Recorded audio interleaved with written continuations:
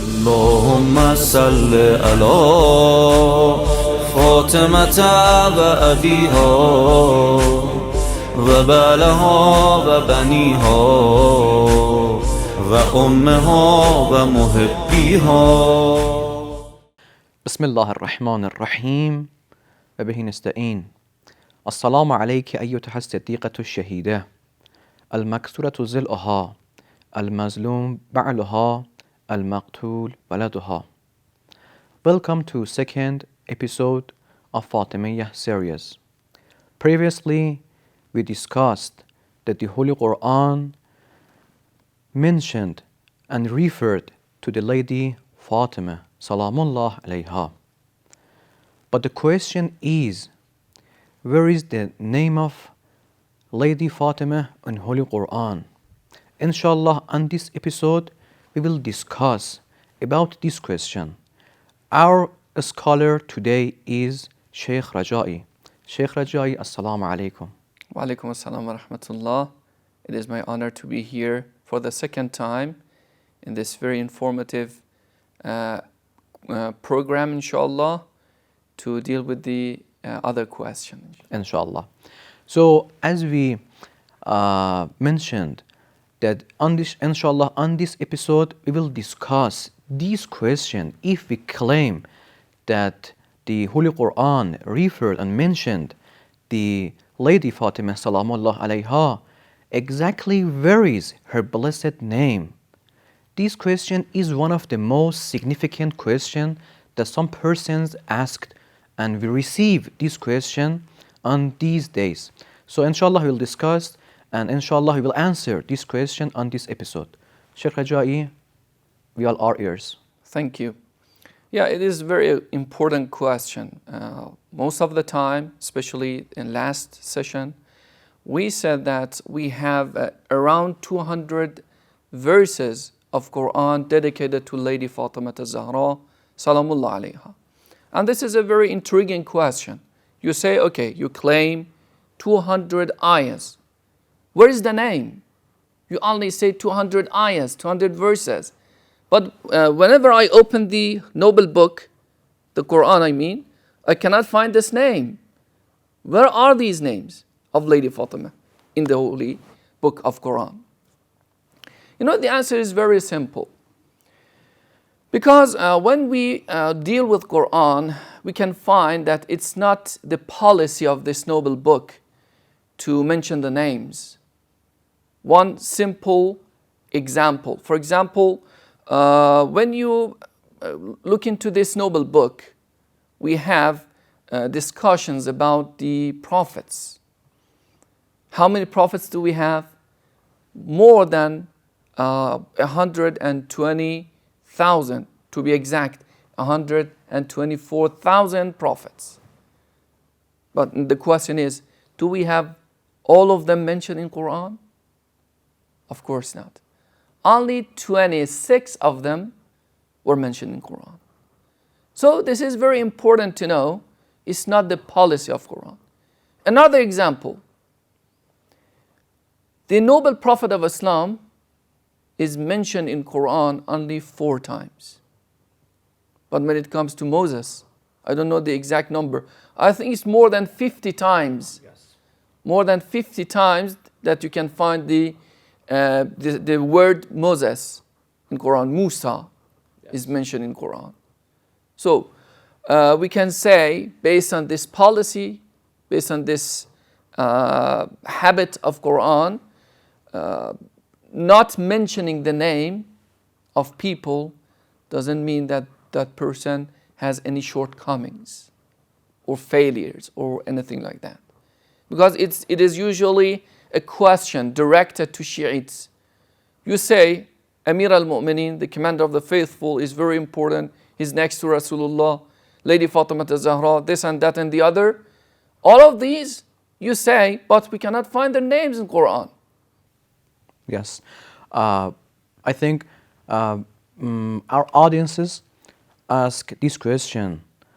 If the policy of Quran is not mentioning the names, so why do we have the a chapter which dedicated to the Lady Maryam Salamallah alayha.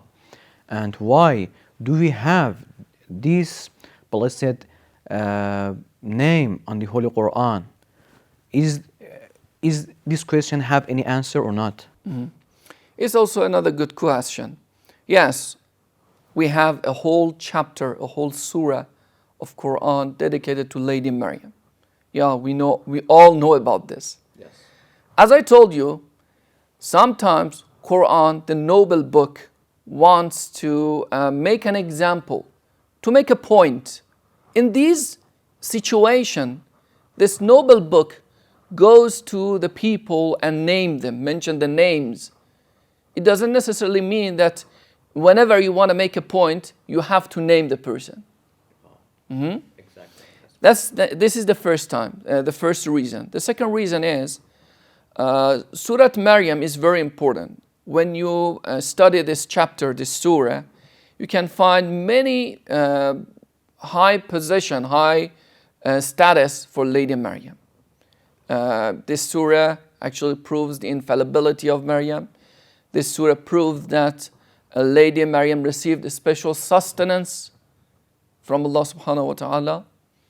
And this surah shows that Lady Maryam was the very birth, giving birth to Isa, to this Jesus Christ. This is a miracle from Allah subhanahu wa ta'ala. So we can say Lady Maryam was a miracle giver to humanity. Exactly. These are all very important status and positions for Lady Maryam. And we have this epithet for Lady Maryam, Sayyidatu Nisa al-Alamin.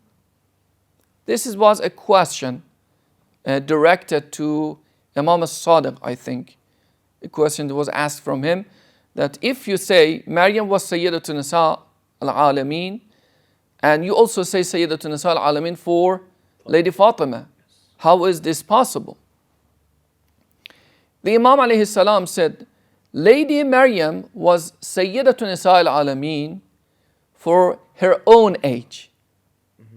But Lady Fatimah, our mother, is Sayyidatu Nisa al-Alamin min al-awwaleen ila al-akhirin. That's the difference. And also we have another hadith from Imam al-Sadiq alayhi salam.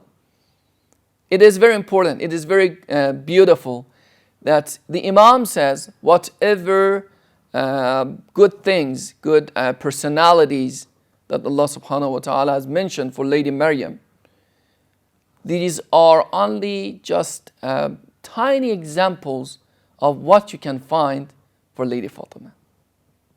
This is the hadith from Imam al-Sadiq alayhi salam. Yes, her dignity is so much that we can even imagine, and we can discuss about her blessed dignity. If we want to add something else, we are all ears.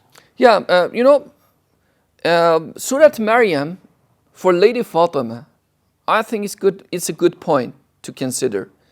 Surah Maryam is sent, revealed to the noble Prophet of Islam to show that you can find a tiny example of Lady Fatimah.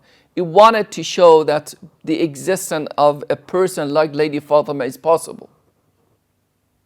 Because you can find all these, as you said, dignity, high status, high position for a lady in front of Allah subhanahu wa ta'ala is possible, because we have an example for that in Quran, which is Surah Maryam. So, in the end, I want to conclude something. In the end, I want to say that when you look into Quran, you can find a lot of examples, but not so many names. That's the difference, because it's not the habit of Quran to mention the names. And otherwise, if it was its habit to mention the names, you would find many names in it. Yes. For example, the noble prophets. Imagine you wanted to write down only their names. Was it possible? Only to write 124,000 names just in this book. It is obviously not possible. So it's not the policy of Quran to name the people, to mention the names. It's just when it's very necessary for making a point that you can find in the noble book, a name is mentioned. Jazakallah khaira, Sheikh Raja'i, and thank you for your listening and watching us. Stay tuned. Wassalamu alaikum wa rahmatullahi wa barakatuh. اللهم صل على فاطمة وأبيها وبالها وبنيها وأمها ومحبيها